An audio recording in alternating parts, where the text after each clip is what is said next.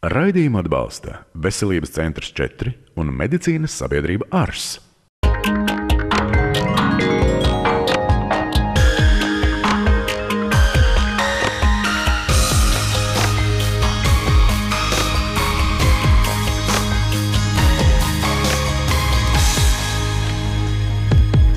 Ikvienu no mums var piemeklēt mirklis, kad sūdzamies par sāpēm kājās, vakarā par pietūkušu un nogurušu kāju sajūtu. Kā šīs problēmas labāk risināt? Kura operācijas metode būtu piemērota tieši jums? To atklāsim raidījuma gaitā. Mūsu šīs dienas studijas eksperti – dakteris Pēteris Gerke, Veselības centra 4 Baltijas vēnu klīnikas ķirurģijas nodaļas vadītājs, certificēts ķirurgs, flebologs, ir specializējies proktoloģijā. Ir vispasaules, Eiropas un Latvijas ķirurgu asociācijas biedrs, stažējies Vācijas, Itālijas un Francijas klīnikās. Dakteris Ints Ūdris, Veselības centra 4 Baltijas vēnu klīnikas vadošais speciālists, certificēts asinsvadu ķirurgs, flebologs un asinsvadu ultrasonodoplerogrāfijas speciālists. Ir Eiropas venozā fóruma biedrs, biolīmas metodas Austrumeiropas mācību centra vadītājs. Šodien mēs kopā ar mūsu studijas dakteriem, mūsu studijas viesiem sniegsim atbildes jums skatītāju uz to, kāda tad būtu labākā kāju vēnu operācijas metode. Dakteri, zinām, ka šobrīd jau ir 5 metodes.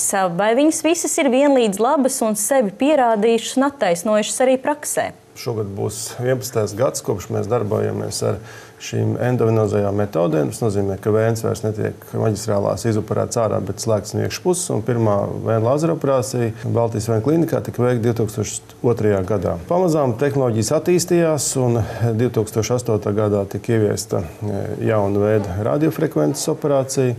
2010. gadā tika ieviesta vēnu slēgšana ar tvaiku mikroimpulsiem, un 2012. gadā mēs uzsākām konceptuāli pilnīgi jaunu ārstēšanu, vēnu slēgšanu ar līmi. Šobrīd pasaulē tiek pielietotas 3 termiskās vēnu slēgšanas operācijas. Vēnu lāzera operācija, tās būtība ir slimo vēnu posmu slēgšana, lāzera enerģiju izstarojot cirkulāri. Tādējādi vēnas sieniņas tiek slēgtas daudz precīzāk, un pēcoperācijas periods pacientiem ir vieglāks. Vēnu radiofrekvences operācija ir līdzīga lāzera operācijai, tikai lāzera vada vietā tiek izmantots speciāls elektroda katetrs, kas ģenerē siltuma enerģiju un slēdz slimo vēnu posmu. Enerģijas daudzumu kontrolē un regulē dators, pamatojoties uz nepārtrauktiem temperatūras mērījumiem vēnas iekšpusē procedūras laikā. Savukārt vēnu operācija tvaiku, tā ir injekcijas sistēma, kurā caur katetru ar mikroatverēm galā vēnā mikroimpulsu veidā tiek ievadīts uzkarsēts sterila ūdens tvaiks. Tādējādi tiek panākta vēnas sienas saraušanās un slēgšanās. Tvaiks tieši iedarbojas uz vēnu un to slēdz ar vēl mazāku traumatismu. Jāatzīmē, ka visas iepriekš minētās vēnu operācijas notiek vietējā anestēzijā un pēc operācijas ir jāvalkā kompresijas zeķes. Doktor, bet vai mēs varam tomēr pateikt, no kaut ko taču viņām ir jāatšķirās, vai tā ir tikai cena, vai tiešām viņas visas ir vienlīdz labas jebkuram pacientam? Redziet, katra no šīm mazinvazījām metodēm, viņai tomēr ir sava veida, savs mehānisms, kā viņi iedarbojās. Jā, ja tur ir lāzers, tad ir gaisma. Jā, tas ir tvaika mikroimpulss, tad ir uzkarsēts destilēts ūdens. Jā, ja radiofrekvence, tas ir pilnīgi cits princips, tur ir elektromagnētiskais starojums un tā tālāk. Biolīma ir atkal cita metode. Un parasti mēs tomēr skatāmies atkarībā no tā, kāda ir vēnu bojājuma, kāda ir lielā vēnu bojājuma, vai ir sānu zāri, cik viņi daudz. Varbūt ir recidīva pirms iepriekšējos gados veiktajām klasiskajām vēnu operācijām, flebektomijām. Ja? Un tad mēs arī izvērtējot šo vēnu stāvokli, piemeklējam to optimālo operēšanas metodi. Un tad runājot tieši arī par šīm metodēm, viņas visas savā starpā arī labi sadzīvo? Jā, sadzīvot, viņas sadzīvo samērā labi, bet ir tā, ka mēs neizmantojam lielo vēnu slēgšanā, teiksim, 2 paralēlas metodas, teiksim, lāzeru un tvaiku vienai vēnai, tas nav nepieciešams, bet mēs, piemēram, varētu izmantot, aizvarot ciet lielo stumbru vēnu bojāto, bet sānu zariem pielietot radiofrekvences metodi. Kāpēc ir tā, ka joprojām lielākā daļa Latvijas iedzīvotāji ir pārliecināti par to, ka labākā kāju vēnu operēšanas metode ir lāzera metode? Kāpēc ir tā? Ja jūs sakat, ka visas metodes ir vienlīdz labas, tad kāpēc ir tā, ka to lāzera vairāk izceļ? Tāpēc, ka lāzers ir vissenākā metode un faktiski jau no padomu medicīnas tam lāzerim ir kaut kāda maģiska pieskaņa, ka kaut ko ārstē lāzeru, ko arī neviens īsti nezina, ko ar viņu ārstē. Un arī mūsu gadījumā lāzers ir tā pirmā metode, kur tika ieviesta no šīm endoluminālām metodēm. Viņi tāpēc arī visplašāk pazīstami var būt.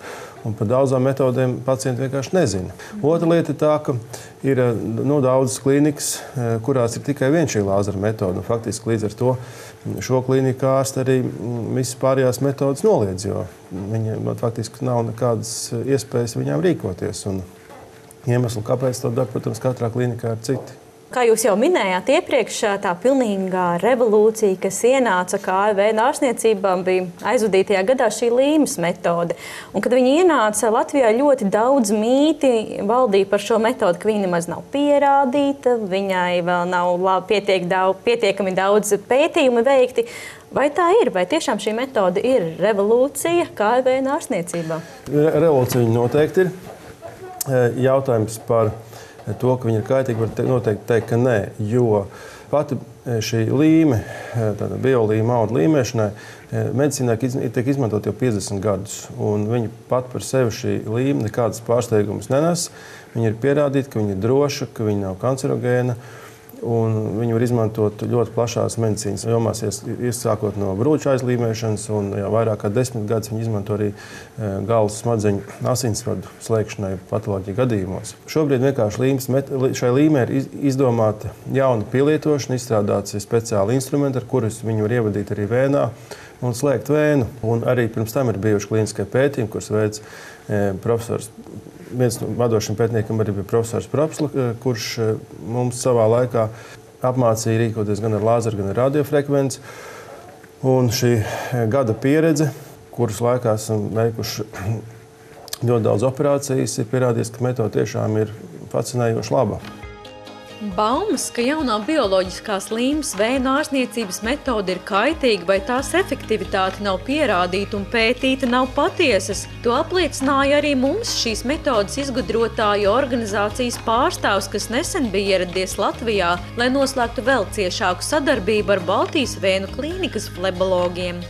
Mēs tikko esam pabeiguši savu 3. pētījumu. Pirmais pētījums bija ar 38 pacientiem, kur tikko nodevām ziņojumu par 2 gadu rezultātiem galvenajā pasaules vēnu konferencē Amerikas Savienotajās valstīs. Pētījuma gala rezultāts un drošības rādītāji bija izcili. Mums nebija nekādas atgriezniskās komplikācijas vai problēmas ar kādu no pacientiem. Bez tam mēs veicām arī Eiropas pētījumus, saņēmām Eiropas kopienas apstiprinājumu un tikko ziņojām par mūsu pirmajiem 70 pacientiem šajā pašā vēnu konferencē Bostonā. Arī šajā Eiropas pētījumā netika novērotas būtiskas komplikācijas un problēmas. Mēs tikko reģistrējāmies arī ASV klīniskajā pētījumā, kas ir ļoti augsta līmeņa pētījums, kas Amerikas Savienotajās valstīs ir augstākā līmeņa pētījums, ko var veikt medicīnas ierīcēm. Tas ietvers 242 pacientus, kuri tiks izvērtēti attiecībā pret vienu no termiskajām ārstniecības metodēm. Mēs vērtēsim metodes drošību un, protams, ierīces ilgtermiņa izturību. Tāpat uzsvaru liksim arī uz pacientu komfortu un lietošanas ērtumu. Viena lieta, kas padara šo pētījumu par ļoti unikālu, ir tas, ka tam būs iekšējā laboratorija, neatkarīga eksperta ārsta pārskats, kas pētījumu uzraudzīs, un viņš būtībā apstiprinās to, ko izmeklētāji novēros. Tāpēc mēs ceram arī uz pārtikas un zāļu pārvaldes apstiprinājumu 2015. gadā, jo tomēr tas ir ļoti augsta līmeņa klīniskais pētījums. Bez tam mums ir vairāk īsi izklāsti un raksti, kas ir publicēti zinātnieku novērtētos žurnālos, un mēs paredzam publicēt vēl vairākus nākamos 6 mēnešu laikā. Jāatzīmē, ka Baltijas vēnu klīnika ir vienīgā ārstniecības iestāde Austrumeiropā, kur šo operācijas metodi var veikt. Šādas tiesības ir iegūtas balstoties uz klīnikas labo pasaules reputāciju un flebologu labajām zināšanām. Nepilnā gada laikā esat veikuši neskaitāmu skaitu jau šīs līmes metodas operācijas, vai satiekot pacientu pēc kaut kāda perioda. Esat saņēmuši jau viņa atsauksmes un vērtējumu, cik viņš ir apmierināts ar to? Jā, apmierinātība parādās uzreiz, jau pacientam pieceļoties no galda, jo tajā brīdī, kamēr viņš ir aizgājis jau līdz savai palātai, viņš šako kāja palikusi viegli, vairs nav smaguma sajūta. Un arī visi šie paplašinātie zari faktiski izzūd tuvākā mēneša laikā, un nevienam pacientam nav bijusi papildus nepieciešama kāda ķirurģiska ārstēšana. Vēl es nedaudz arī par šīs metodas priekšrocībām ir tas, ka viņa ir ārkārtīgi droša no tā viedokļa, ka visām termiskām metodēm un arī parastām ķirurģiskām vēju izņemšanām ir viena nepatīkama blakne, tas ir neiropātija. Var gadīties, ka tiek traumēti ādas jušanas nervi apakštilbā. Parasti šīs neiropātijas ir pārējošas, taču reizēm var gadīties, ka kādi nelieli ādas laukumi paliek nejūtīgi. Tad līmes gadījumā šī lieta ir pilnīgi izslēgta, jo tur nav nekādā veidā iespējams šos nervus traumēt. Otra lieta ir šī anestēzija, ko doktors Gerka minēja. Tā tomēr ir papildus šķidruma daudzums. Klāt šai anestēzijai arī adrenalīns, kas arī rada sirdsdarbības, ritma izmaiņas. Un gados vecākiem cilvēkiem reizēm tā var būt problēma, sevišķi tiem, kuriem ir vairāk vai mazāk kādas nopietnas blakus slimības. Tad līmes metode faktiski ir visvieglākā priekš pacientiem. Līmes gadījumā tad nav riska, kas saistīta ar anestēziju, nav nekādi iespējami riski ar jušanas traucējumiem un nav nepieciešams nesāt šo zeķi. Tā kā faktiski, kā teica profesors Propsla, nākamā dienā varētu iet uz sporta zāli. Jūs esat vienīgie Latvijā ārsti, kas ar šo metodi strādā. Nav taisnība. Nav taisnība? Mēs esam vienīgi Austrumeiropā. Jūs esat vienīgi Austrumeiropā, vēl jau vairāk. Un es zinu to, kad ir viens fakts vēl, kas pierāda jūsu profesionalitāti un zināšanas piekopt šo metodi. Vai jūs varētu to atklāt mūsu skatītājiem? Kas tad tas pa jaunumu, kas tuvākajā laikā būs? Tuvākā laikā mums tiks atvērta Austrumeiropas mācību centrs, kur ārstiem, kur vēlēsies apgūt šo līmes metodi, būs iespējams braukt pie mums un apmācīties. Un tas notiek sadarbībā tiešā ar amerikāņiem, kuri ir šīs metodas, izgudrotāji un kuri arī ir ražotāji un īpašnieki, un viņi sadarbībā ar mums veic, šī mācību centra izveidi. Pēdējo gadu laikā Veselības centra 4 Baltijas vēnu klīnika ir kļuvusi par modernu tehnoloģiju zinātnisko pētījumu apmācību centru, jo vēnu ārstniecība tiek nodrošināta ar visām pasaulē atzītajām un pielietotajām vēnu ārstniecības metodēm. Jaunizveidotajā Austrumeiropas apmācību centrā asinsvadu ķirurgi, flebologi ar atbilstošu kvalifikāciju endovenozajā vēnu ķirurģijā tiks apmācīti darbā ar šobrīd jaunāko un progresīvāko vēnu ārstēšanas tehnoloģiju.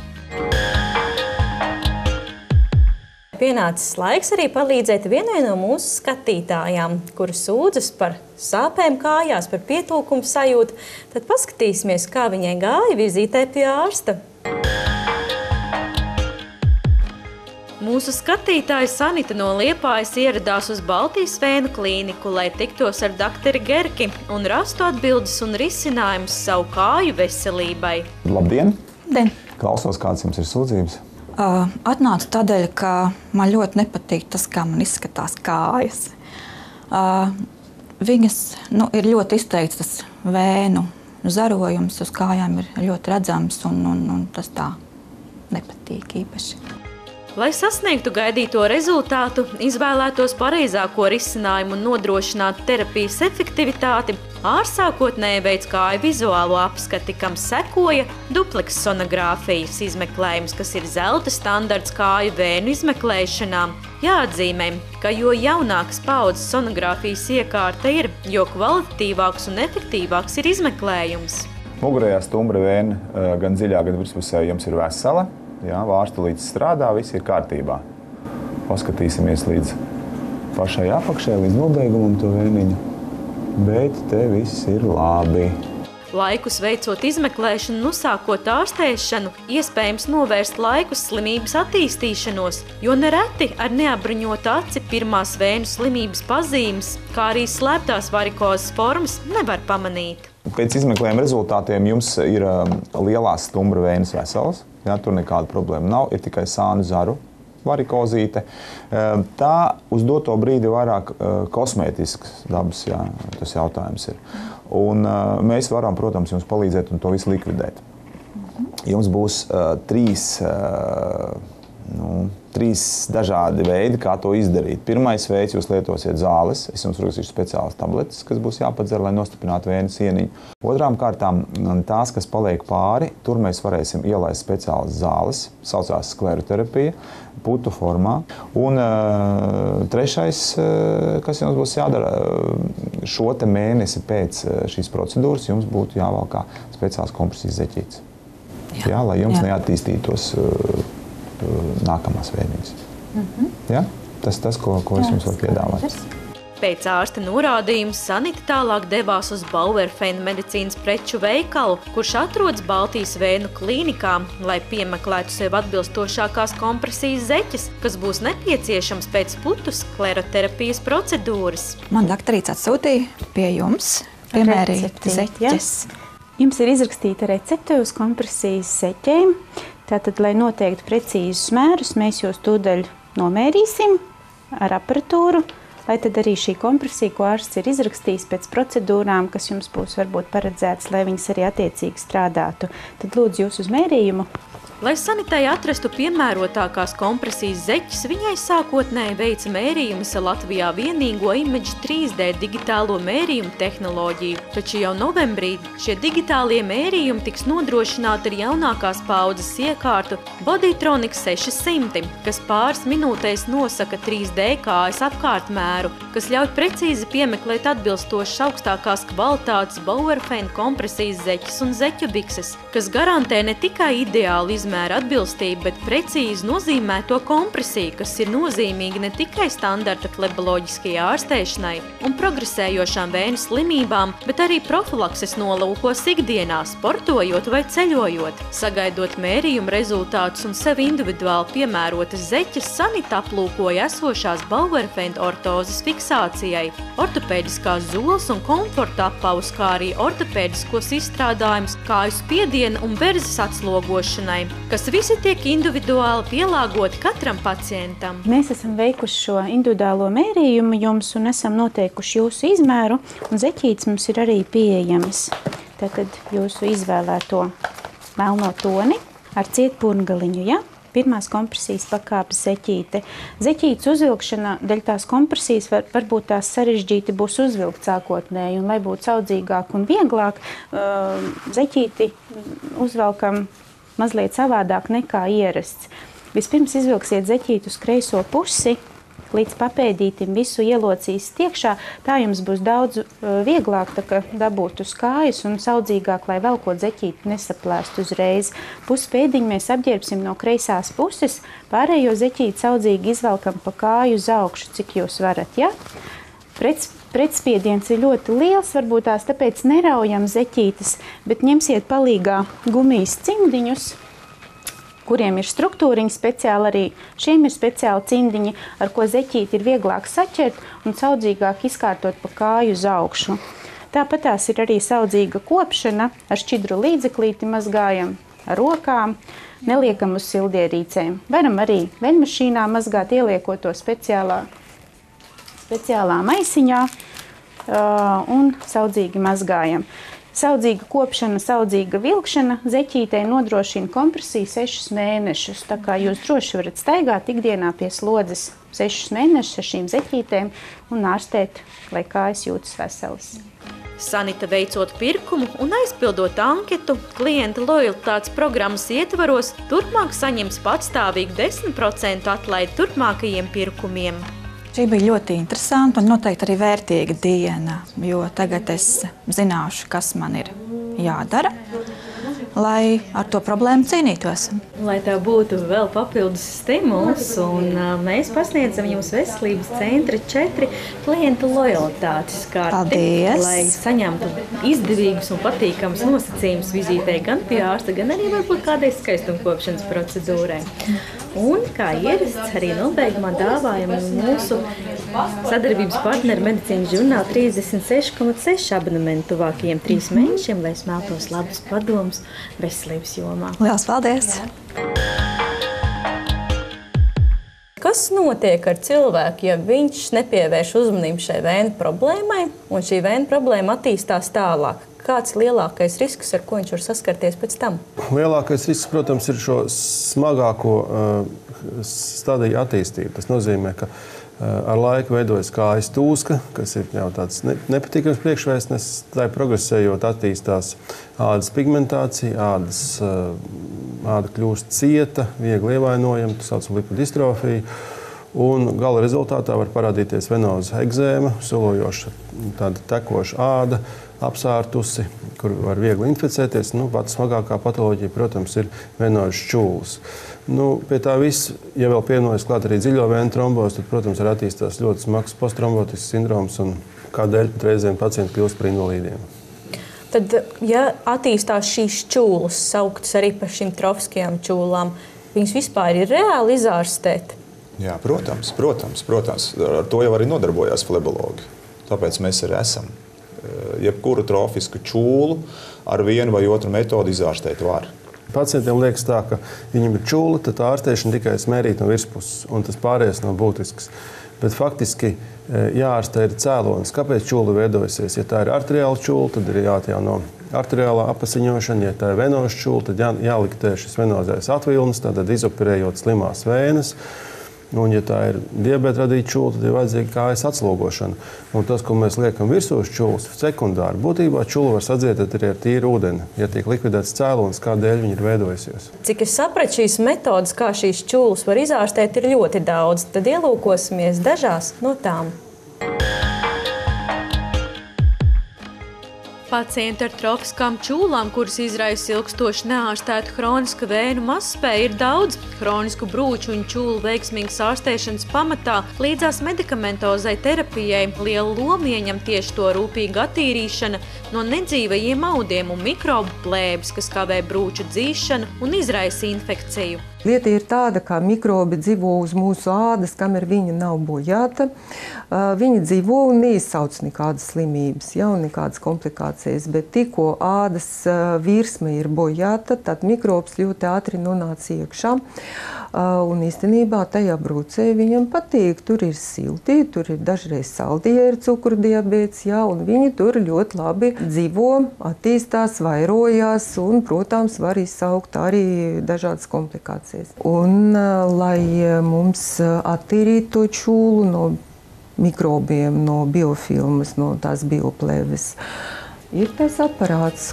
Šīs procedūras laikā pielietotā ultraskaņa uzlabo skābekļa piekļuvi audiem. Līdz ar to tiek sekmēta arī mikrobu bojāēja un uzlaboti čūlas dzīšanas procesi. Soriņa tehnoloģija sevī ietver 3 veida uzgaļus, ar kuru palīdzību ļoti rūpīgi var attīrīt dažāda veida brūces, atdalot nedzīvos audus un iztīrot brūču kabatas.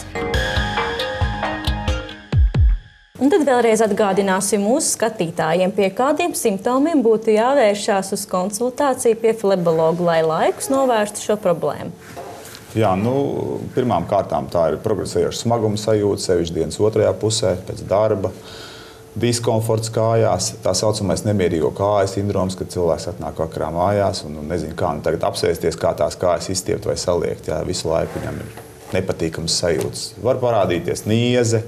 Un, ja jau sāk parādīties, protams, vizuāli redzam asinsvadiņi, mazi, lieli, vēnu varikozi, tad, protams, ka ir jānāk. Paldies, ka bijāt kopā ar mums. Ja arī tev kāds jautājums, ko vēlies pajautāt mums, tad droši raksti uz norādīto adresi. Bet teikšu jums uz tikšanos jau nākamnedēļ.